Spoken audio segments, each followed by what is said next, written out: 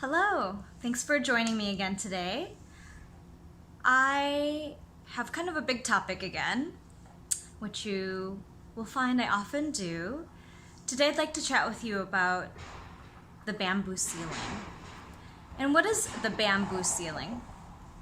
We've all heard of the glass ceiling that women and minorities may often hit when they're climbing the leadership ladder.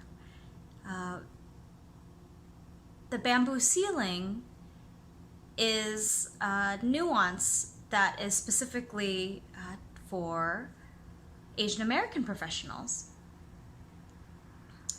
And so today I'd like to tell you one story about why we are climbing a ladder that has a bamboo ceiling in the first place. Why don't we choose the ladders that have no bamboo ceilings, right? If only we could. And I'm going to tell you how to do that.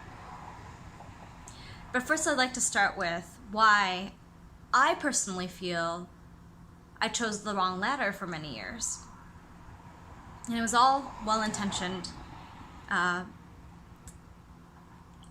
people plus experiences that helped to develop me as a professional. So no regrets, but they are learning opportunities. So the first one is when I was in kindergarten, the teacher asked, who wants to be president? And I think a lot of the students were still trying to process what that meant. When we were younger, we didn't talk about the president all that much. It feels like today it's a big part of our conversation with our toddler. It's on the TV all the time. So I stood up. And a boy in my class very quickly pointed at me and said, "You can't be president. You're a girl." And that left an impression on me very early on. I suddenly realized that I was different and perhaps less desirable as a leader in my kind of kindergarten version of what a leader was. But I just realized that I was something that wasn't as strong as what that boy represented. He was a Caucasian boy. And I was I was always so tiny. Always a head shorter than everyone in my class. I was this tiny little Asian girl. And even if I wanted to be president, there would be other things at play that may prevent me from being president. I did not grow up in an area where I was constantly bullied or received lots of feedback like that. I actually was raised with a parent, a mother, two parents, but especially my mother, that was very supportive and very aware of kind of the politics and the culture dynamics of the time that I was growing up in.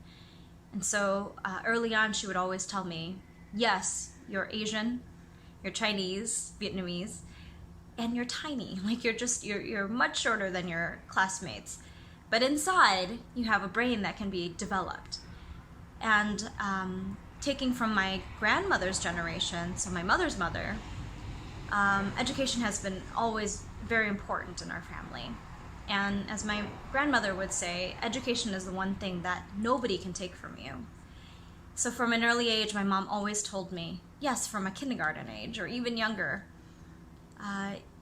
you have to work a little bit harder to prove that you have this fantastic brain inside. You have something to contribute. And that people will be judging and they will be watching. And unfortunately, she probably didn't use the words unfortunately, but unfortunately, your actions will impact how others see other Asian people in America. Now, this was a big burden, but as a young child, I saw it more as a challenge, right? That I had to work hard and prove myself. And I think it was healthy at the time, but as much as it made me work harder, it also kind of put a chip on my shoulder. And coupled with that, what that boy had told me in kindergarten, I always felt I just couldn't be number one. And so I share those two stories because I think that bamboo ceiling, in a sense, was created by that kindergarten boy and my mother and her good intentions. And when I came into the professional workplace, I always thought, how wonderful, I've made it to the number 2 position over and over and over. And here I am contributing to these amazing causes. But yes, I myself in my career kept hitting these bamboo ceilings. I'd double the budgets, I'd double the staff, I'd save the finances, I'd build new relationships and opportunities for the company.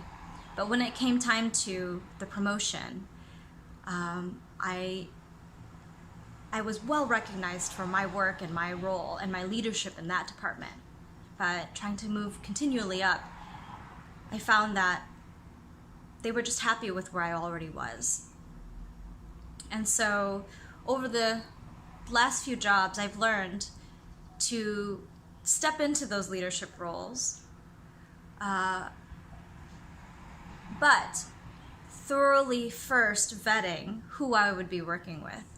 I have found to find a ladder that does not have such a thick bamboo ceiling required me finding colleagues and supervisors who were more open-minded to diversity. Perhaps they were diverse themselves or have worked with lots of diverse individuals, and who saw my strengths and lifted me up. And they believed that lifting me up also lifted them up. And together, we built projects, services, organizations, companies together. And in those moments, I did not feel that there were bamboo ceiling and that we were all in it together.